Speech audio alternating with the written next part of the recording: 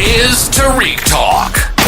Your host, Tarik Mendes, takes you on a journey with guests from all around the world. Broadcasting around the world. Around the world. This is Tarik Talk.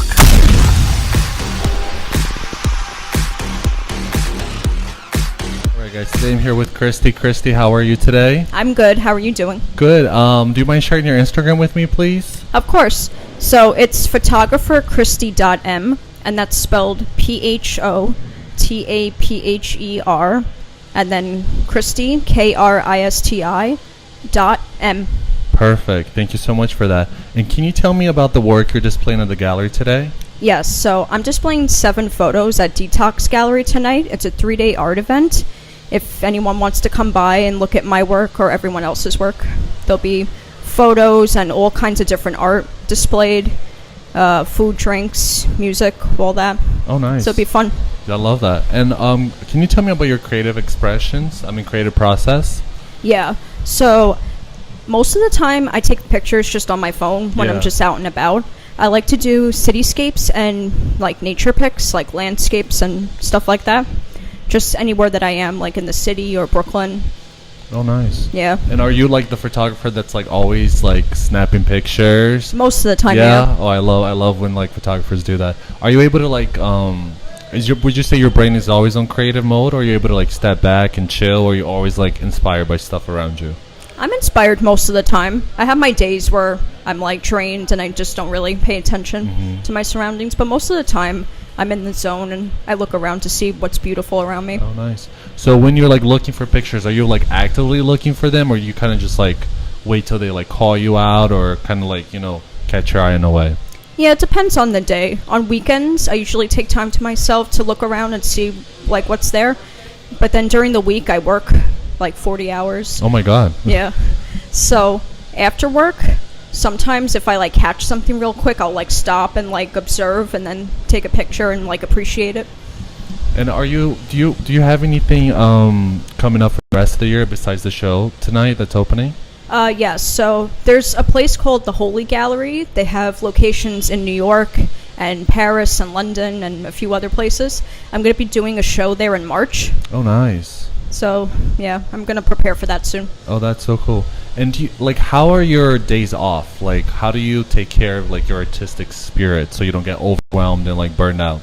Yeah. So Saturdays and Sundays I usually chill at home for a little bit, relaxing, and then when I feel up for it, I go out, like especially if it's a nice day, and appreciate like the nature around me and all that, and then like just relax, listen to music, and take it all in. Oh, nice. And do you have any like rituals before you start taking pictures? Like do you go on walks? Like, do you have to have like a coffee or like meditate, read the paper, and then you start taking pictures, or is it like very organic for you? Well, sometimes I like to get Starbucks first, so I could have that little bit of caffeine to get me going. Yeah, the buzz, right? Yeah. And then I'll go on walks in my neighborhood to like parks and stuff, and just look around and all that. Oh, nice. Yeah. And have you always been interested in photography? Yes, ever since I was a kid I was, but I never like thought about it as a career until more recently. And do you have any like photographers you look up to or admire their work? So one of my favorites is Vivian Maier. Oh, nice. Because I like that she wasn't a professional.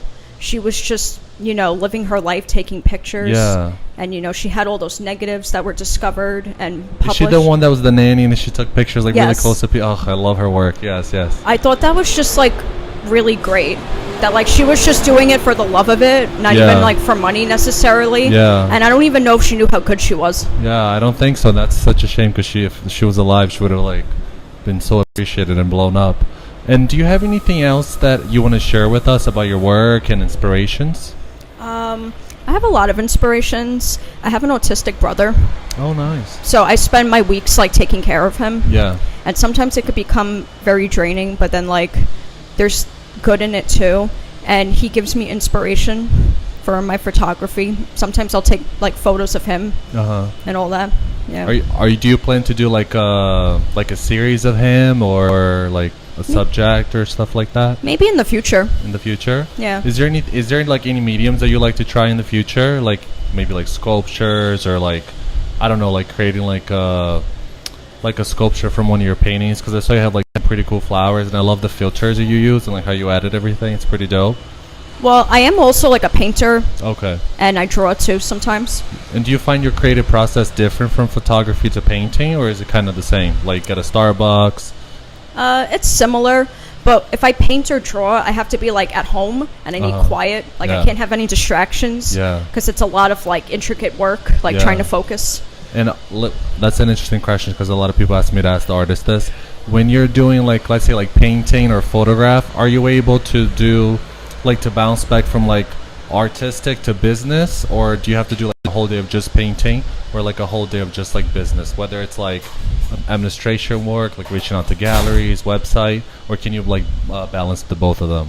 I'm still getting used to the business side of it because I'm still pretty new with the photography, so it's mostly like artistic things that I think about.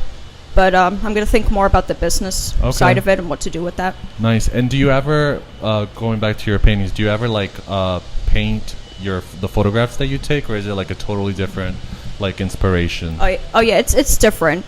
Sometimes I'll like look for inspiration online at pictures, and then I'll try to do my own thing. Oh, nice. From that. Okay. And then is there anything else you want to share about the show that's coming up? Are you going to be here for the 3 days that... Yeah, you'll be here so people can like listen to this podcast, like talk to you about your work? Yeah, definitely. Do you like hearing like people's input, or like, because I interview a lot of artists, and half of them are like, oh my god, I love hearing what people have to say, their perspective, and there's like half of people, they're like, oh, I don't want anybody to talk to me. I just want to like observe people, take pictures of them looking at my work. Which artist are you? I like to hear it, but at the same time I'm still introverted, so I get shy sometimes, but I still like to hear the feedback that people give me. And do you have any like advice for like future artists that want to go in the art world and like, you know, do something creative, but like they don't know how to do it, or they're scared? I think you should just believe in yourself and just jump right into it.